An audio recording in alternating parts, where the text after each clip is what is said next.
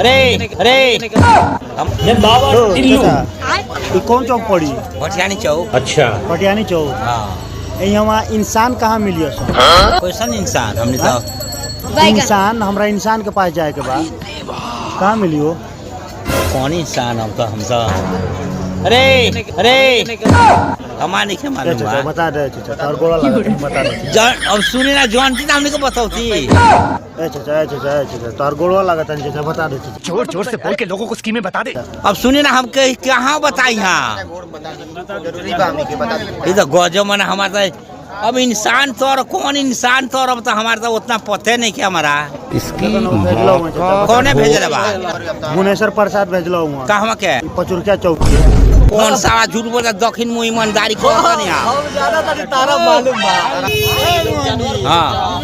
हाँ रुकी ना हजार दिन को फंस गए बानी गियर में हम जानता ना मानी बाबू एकदम दक्षिण कसम हमने के था तू जाना तड़ा चाचा तू जाना तड़ा जल्दी ना किरिया खोती